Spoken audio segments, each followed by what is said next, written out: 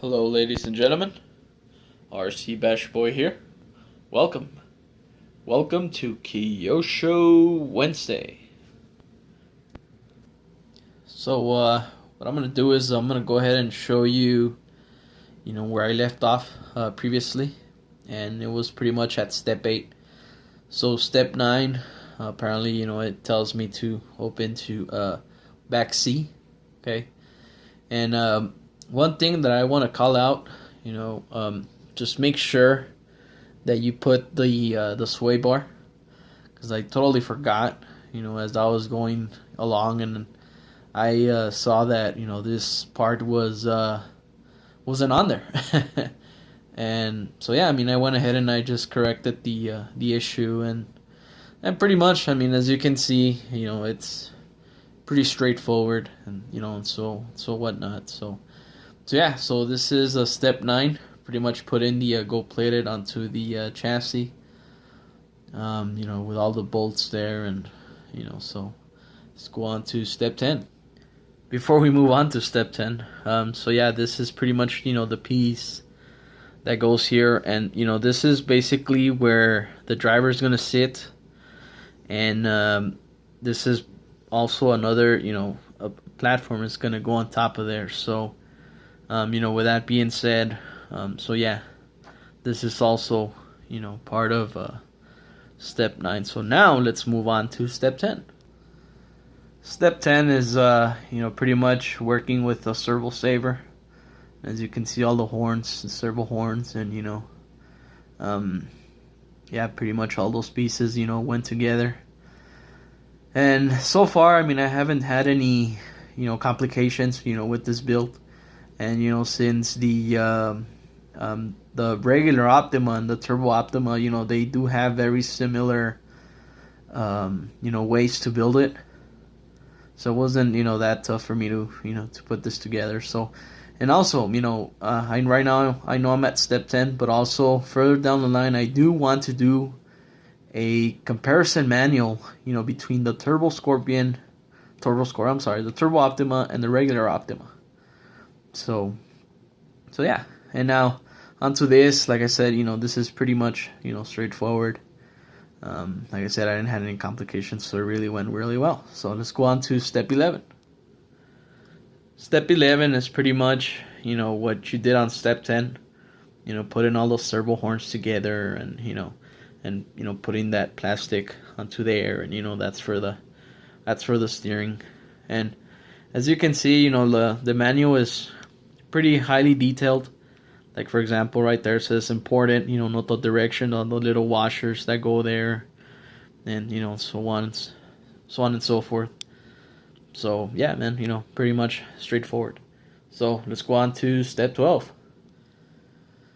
Okay, so step 12 is pretty much putting all the this is also part of the gold pieces, and also the this is the part that holds the tie rods together. There is a page, and also it also tells you right here, do not over tighten. Okay, and there is a reason why, because if you over tighten this piece, they just expand and they break. So you gotta be really, really careful with that. On my regular Optima, I had to reorder these because I didn't read this.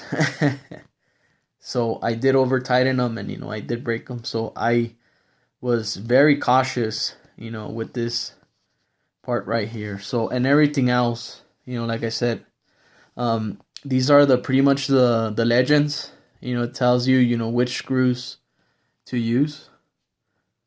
So it's very straightforward. So all right, so yeah, let's go on to step 13. All right, so step 13, also straightforward. Putting all the gearings together. The little clutch pads, and these are the clutch pads. These are the slipper pads. These are metal. And yeah, so once you assemble all this, you just put it on there and screw it on there, and it tells you, how much you tighten and stuff like that. So yeah. All right, step 14.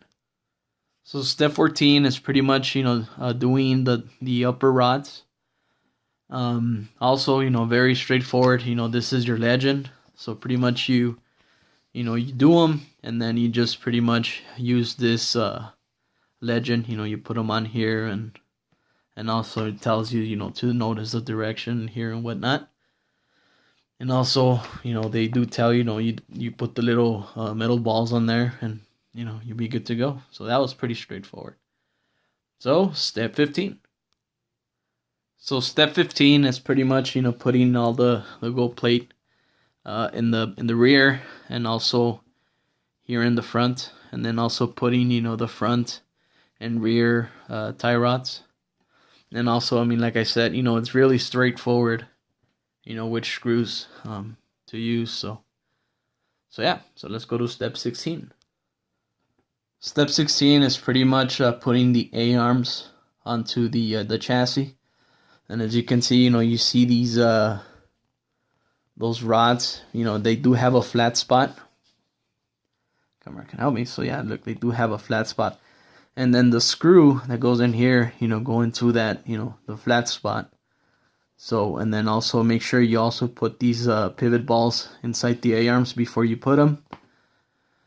And yeah, man, like I said, straightforward. So step 16, now let's go on to step 17. So step 17 is pretty much, self-explanatory, just like anything else. So this is the front hub carriers, left and right. So, I mean, all you got to do is just, just follow the instructions here, both bearings, putting this piece in here, and then, so this is left, and then, this is right, and then also the hex nut, put the screw pin in there. So, pretty simple. So now, lastly, step 18, that's the last step that I left off. So let's go over there. So step 18, like I said, this was the final step that I got into. You're pretty much putting the dog bones into the front diff, and then marrying the hub carriers in here, with the A-arms and whatnot. You see the pins. And yes, this kit comes with the E-clips. Some people love them, some people hate them. I'm kind of in between, but here, those E-clips, did give me hell. But they're on there. But yeah, so yeah, like I said, this is the step where I left off. So yeah, now I'm working on, step 19 and on. So, this car should be finished, pretty soon. So now, the moment that you guys been waiting for, I'm going to show you my whole progress. I'm going to show you the, the whole effort, that I've done here. So let's go now with the chassis. All right, so there it is, ladies and gentlemen. So this is how it's looking so far. So like I mentioned, you guys, initially, this piece right here, I did miss it, but I did put it into place. So I know my camera's not doing, really much any justice, but like I said, we're getting there. So yeah, so this is my progress so far. And all I gotta say is a happy Kyosho Wednesday to all of you. And trust me, before you know it, this bad boy will be up and running soon. So hopefully you guys enjoy the video. And I'll leave it here. So RC Bash Boy here. Thanks for watching.